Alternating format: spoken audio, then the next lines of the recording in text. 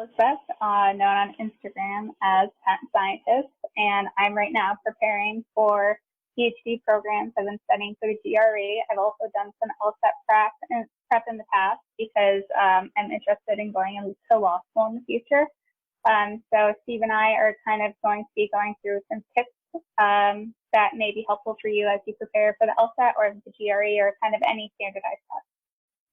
Thanks, Elizabeth. I'm Steve Schwartz. I run the LSAT blog. I also host the LSAT Unplugged YouTube channel and podcast. And I thought it'd be fun to get together with Elizabeth and share some advice on whether you're studying for the LSAT or the GRE or just standardized tests in general.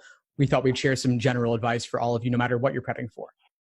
So one of the big points and one of the major things I made sure that I did when I first started studying for both the LSAT and the GRE was make sure that I had a study schedule prepared. So I spent probably even 10 to 20 hours just researching both of the exams, the LSAT and the GRE, making sure I understood each of the sections inside and out, what I was getting myself into, what resources were out there, and how much time I really needed to allocate to each test. For each individual, it kind of may be different, but anywhere from several months to even half a year, maybe what you need. Anywhere from a couple hours a day to several hours a day may fit you best to help you prepare for the exam. 100% agreed, Elizabeth. I think sometimes students want to rush into taking exam after exam and measuring their results, when instead, sometimes you have to slow down in order to speed up. And that requires setting up a systematic plan of attack so that step by step, day by day, you know exactly what to do and what not to do.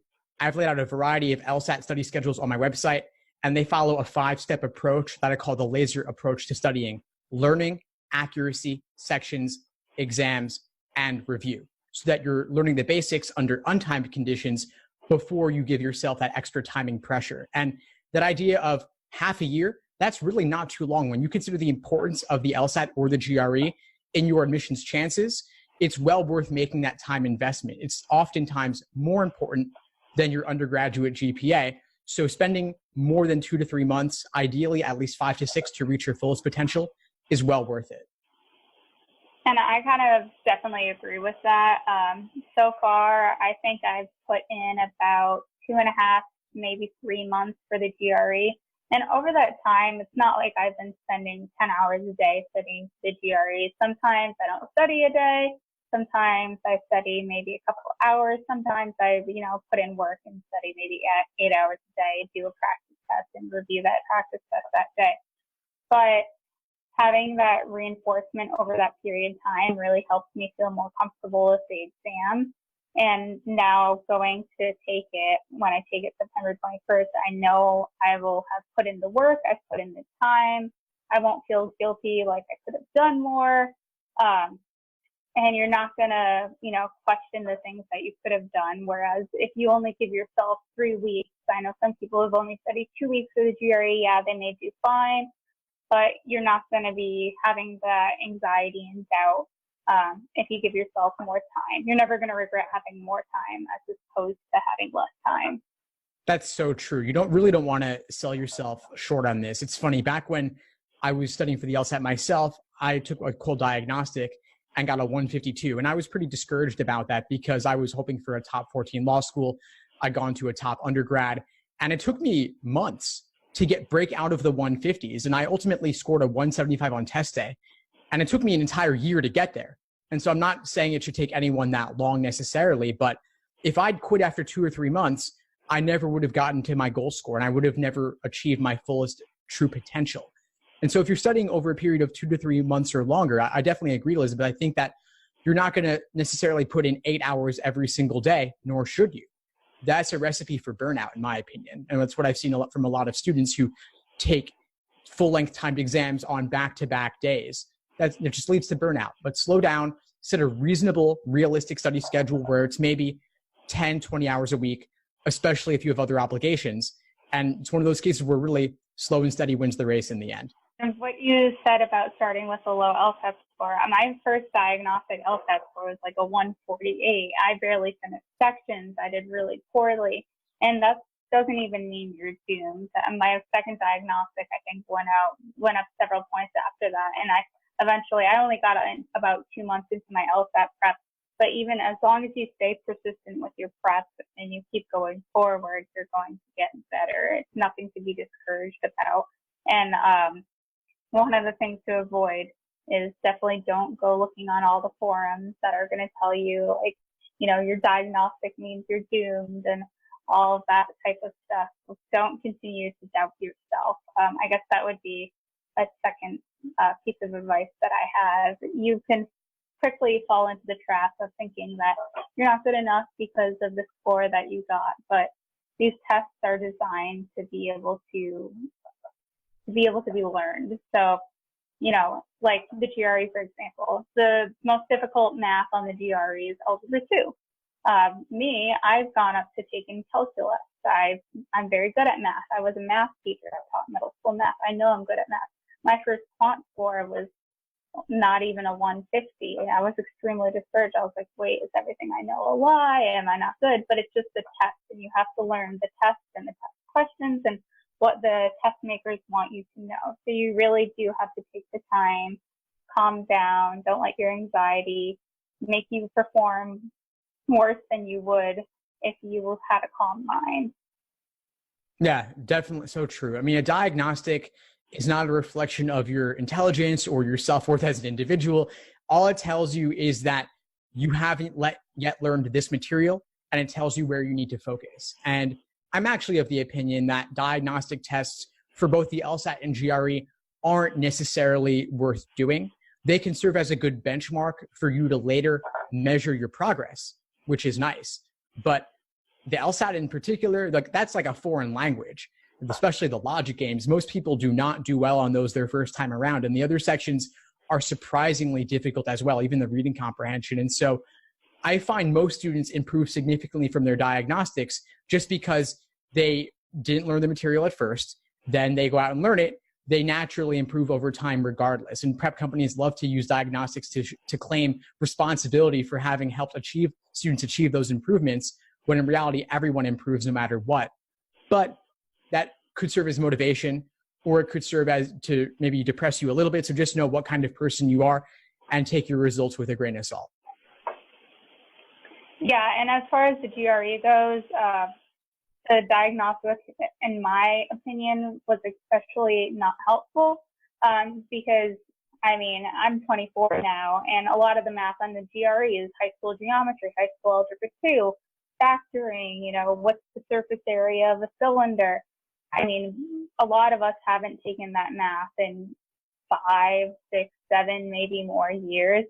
So that's not math we're using every day. That's not common, math memory anymore. That's not things that we're using in our practice. Even like every day I do research in a lab, those aren't calculations that I'm doing. Even, when you go up to a level in calculus, you're using advanced algebra, applying those concepts, but it's still not the same kind of math. So you can't expect yourself to be responsible for that content. So if you're judging yourself on knowing content from 10 years ago, you're really not being fair to yourself. So if you want to take a diagnostic, at least brush up on the concepts first and then go into it and see how you do. And then maybe, take a step back, try to learn the questions a little more, take another test, and then kind of base your studying off of that and see what you need to improve on from there. Definitely. It's always worth brushing up on the foundational material before going in. And my opinion, at least, is when you're working through the material building your foundation, certain areas will be easier and you'll get through those more quickly. Other areas, which are your weak areas, you'll slow down on and your accuracy will be lower. And so you'll naturally have a sense of where to spend more time. You'll get a sense of what you like, what you don't like. And so you'll know where to focus automatically. Yeah. And at least for me, like after you get through your first couple diagnostics or your first couple times doing practice questions, which is sometimes the hardest thing to do, to sit down and open a book and look at the questions, because it feels very daunting and there's a lot of anxiety like accompanied with it, because these tests have a lot of, there's a lot at stake with taking these tests. But once you realize, like, hey, like me, for example, like I'm actually good at logic games. A lot of people struggle with logic games, but maybe that's because I'm a more analytical thinker. But I really struggle with reading comprehension. That's something I need to work on. So, but those tools and those things you notice are very, very helpful when you go back and like edit your study schedule. Like maybe I should allocate more days to reading comp and less days to logic games because I can pick those up more quickly. I'm really glad you mentioned that, Elizabeth, because yeah, study schedules do need to be modified. I've put out study schedules. I know others have as well for the GRE, and they serve as general frameworks to give you a comprehensive overview of the material that's being tested. But you do want to adapt any schedule to your areas of strength and weakness. You want to devote maybe fewer days or do fewer practice problems on those areas where you're stronger, and then save that time for the areas where you're weaker and devote some extra time there. Maybe adjust the ratio of questions you're working on accordingly. So I guess going back to keeping a study schedule, you may feel like you're required to practice a whole bunch every day, and you may feel guilty, like, I didn't practice 2 hours today, and my study schedule says I need to practice 2 hours, and I need to do 10 games, and I need to do 3 reading comp passages, and I didn't do that. Well, it may not be that bad in the end. I always try to push myself each day to at least open my book or open my prep website that I'm using and do like 5 questions, or at least open one of my vocabulary apps and cycle through one deck of vocab. Or even if like I'm super busy one day and there is absolutely no time to sit down and do my GRE prep for that day, there's so many resources on YouTube, or if you're doing like a lesson-based type prep program or something like that, you can listen to lessons in the car, or podcasts, or anything to learn about the test. Like put something on in the car rather than listening to music. The amount of vocab that I've learned by supplementing vocab instead of music in my car ride is actually like phenomenal. Like it's blown my mind, and just little adjustments that you make to your day by optimizing the way you manage your time can actually make up for study time that you thought that you've lost, and you don't actually need to feel so bad about, not studying for 10 hours a day, 5 hours a day. It's just making sure you study a little bit each day. So true. It's funny how the internet and the technology has allowed us to study on the go, with apps and podcasts and websites. Even if you don't have your books with you, even if you're overseas without access to the physical prep books themselves, there's podcasts for everything. There's YouTube for everything. I have the LSAT Unplugged YouTube channel and podcasts where I'm releasing new material daily. And I love what you said about keeping momentum going every single day. I do recommend taking days off from doing full-length timed exams or individual sections where you're really hitting the books, because that could be grueling. It's worth taking a break. You don't want to burn out. But yeah, in your car, on your commute, whatever you're doing, running errands, putting in the headphones and making a choice to listen to something educational related to your test prep or learning vocabulary for the GRE, rather than music or your just entertainment-related podcast, or for your YouTube while you're eating lunch or taking a break. Choose something where you're actually learning a lesson. You can listen, you can watch with the subtitles if you need to, but there's always something you can be doing, even if it's kind of on in the background as a supplement. I guess for even people who are listening right now or watching or seeing this on Instagram, whatever the format is, even if you're not ready to go into LSAT, GRE, whatever kind of prep right now, and have your full 6 month study schedule, 3 month study schedule. You're taking the LSAT July 5th, whatever the dates are for the next year. I don't think they're out yet, but it's not too early to start learning vocab. It's not too early to take a jab at a logic game and get familiar with the test. It's not too early to listen to some podcasts about the LSAT if you know you're going to be taking it soon, because when I started kind of investigating, I'm thinking about maybe doing this law school thing, and I started listening to the things that were going to help me get there. That saved a lot of time for when I started getting serious about my graduate school applications. And you're going to really thank yourself later when you're like, oh, wow, I learned all this vocabulary just kind of for fun almost. And now I know all of these words and all these terms and all these things that I could apply rather than cramming for them in my 6-month study period that I had for the GRE. Or even if for reading comprehension, I know that's a very long-term skill that is built. It's very difficult to study for reading comprehension. And there's kind of really only a threshold that you can get to start reading books, start challenging yourself with different literature that you're picking up, just to kind of prepare you for the things that you know are ahead, even if they're in the more distant future.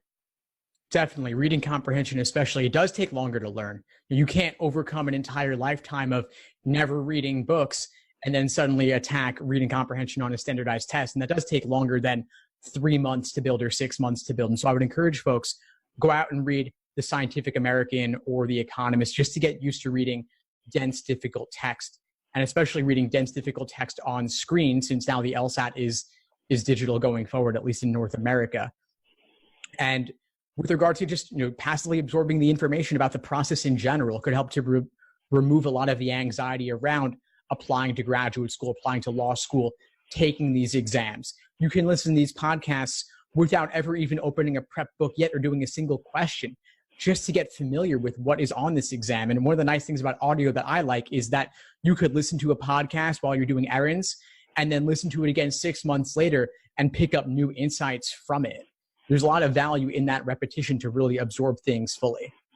Yeah, podcasts, ever since I started listening to podcasts, have become like my new favorite thing, regardless of kind of the content.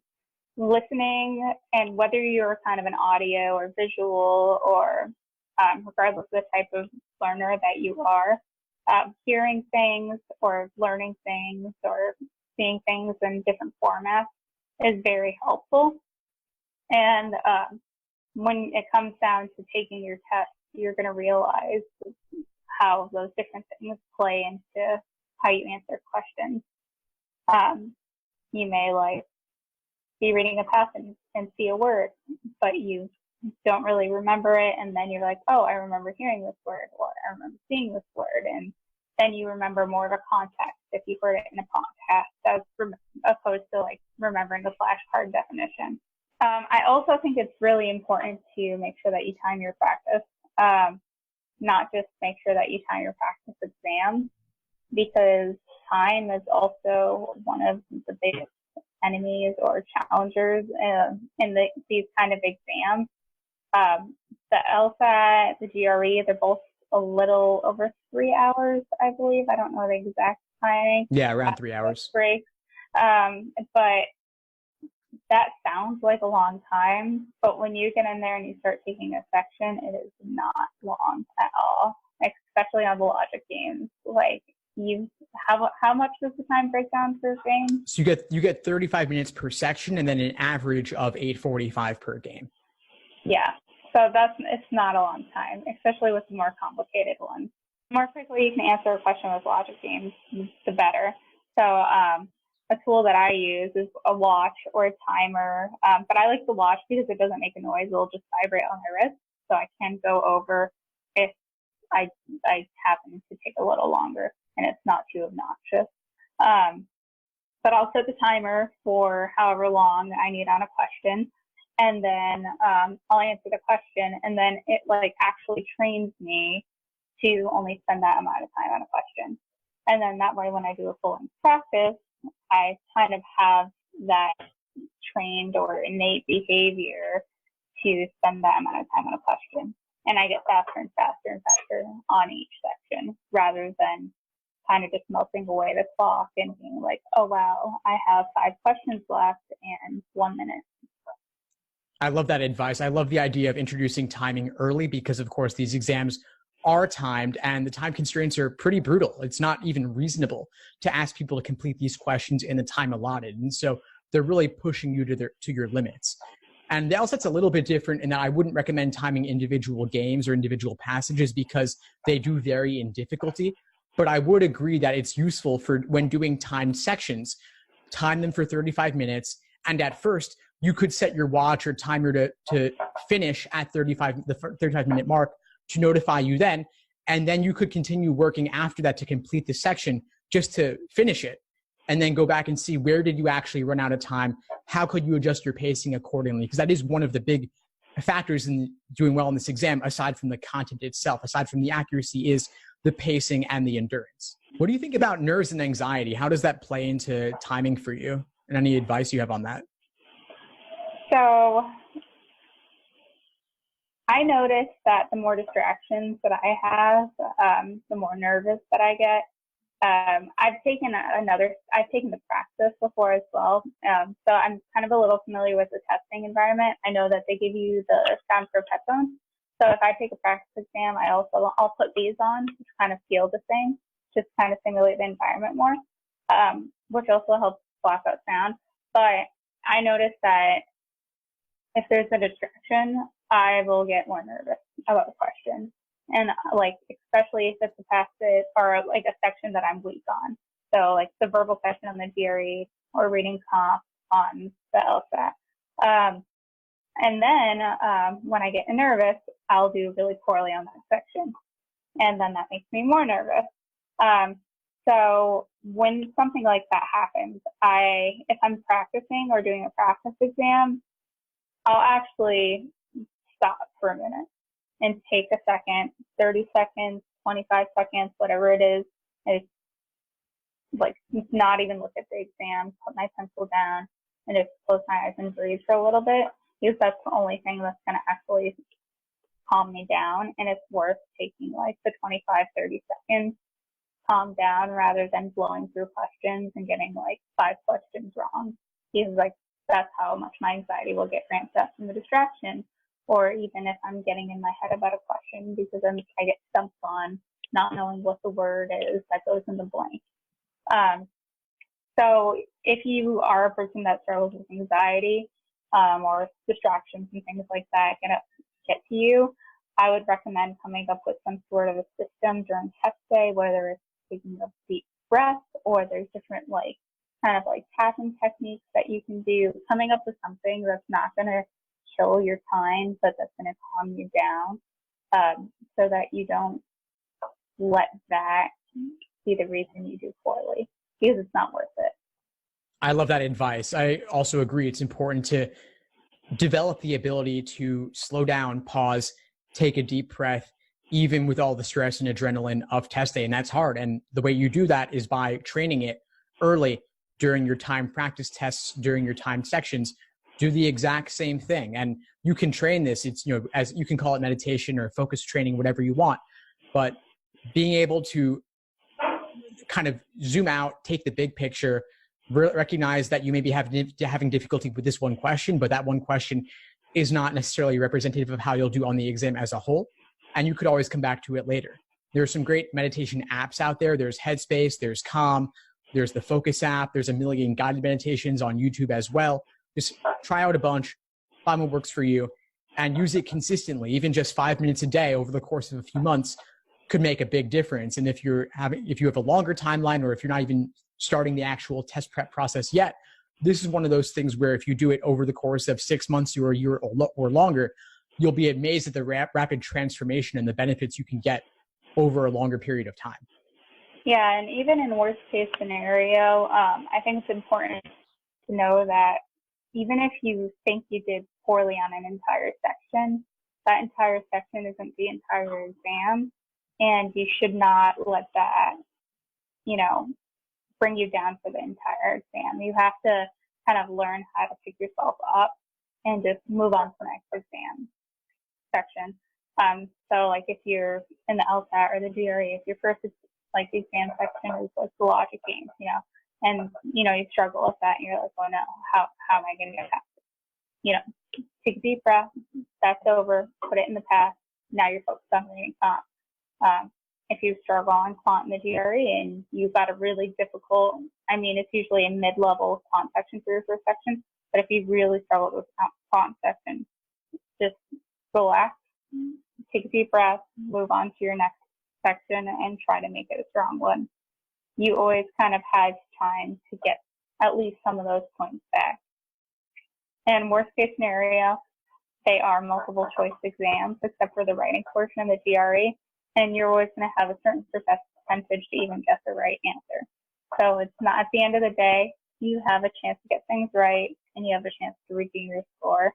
So don't let the fear of getting things wrong make you get more things wrong.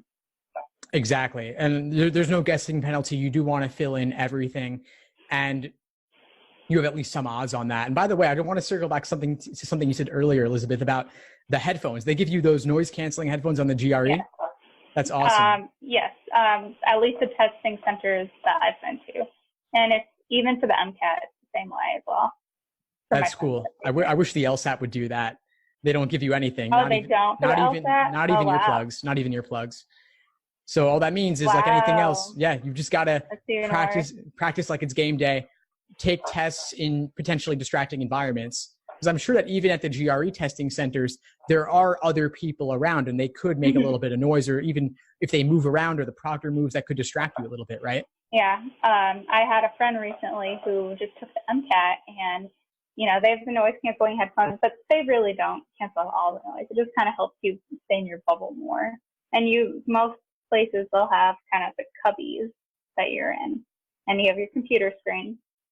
But there was a young man near him who had a cold, and he was sniffling the whole time, coughing, sneezing, doing that sort of thing. And the MCAT's like an 8-hour exam. So something like that could happen during your exam day, and the proctor may or may not say anything about it. So I think, being prepared for something like that is definitely in your favor, even though it's not ideal or optimal. And also, just don't be that guy. Don't be that guy who's sniffling. Just stay home. Don't be that guy, yeah. Find a way to reschedule, especially, I know LSAT dates aren't really flexible. Same with MCAT dates. But the GRE, they have it almost every day of the month. If you're sick, try to reschedule it to the next day of the month, unless you have a very hard deadline. Like, it's not worth ruining someone else's chance when they've been preparing for this, because you want to be that guy. Definitely. And just in general, practice in distracting environments, a coffee shop, a library.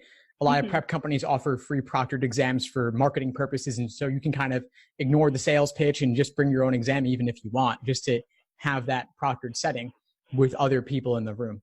Especially if you've never been in that kind of environment again or before. Or even like if you think back to, like, I know in AP exams in high school, or like if you remember like the SATs or that sort of thing, it's similar to that. So if you remember those environments and you were okay in them, you kind of know what you're getting yourself into. But if you struggled with that, then practice. Exactly. Take a bunch in that situation. Yeah. Yeah. It's not the same as, being in your like comfy study nook at home. No, it's definitely not. Get out of the house, go to one of those environments and do a half dozen exams like that. So that test is just another run through. Yeah. Awesome, Elizabeth. Well, this has been a blast. Why don't we let people know the best way to reach each of us? All right. So you can reach me on Instagram. It's at The Patent Scientist. I'm also on Facebook with the same name. You could also email me. It's at Elizabeth Almerinda, ALMERINDA @gmail.com. And that's it. Awesome. And folks can reach me, Steve Schwartz, on the LSAT blog website, or the LSAT Unplugged YouTube channel and podcast, available on Apple Podcasts, Spotify, Google Play, and pretty much everywhere else, as well as on Instagram at LSAT Unplugged, and email me personally at lsatunplugged@gmail.com. All right. Thanks, Steve.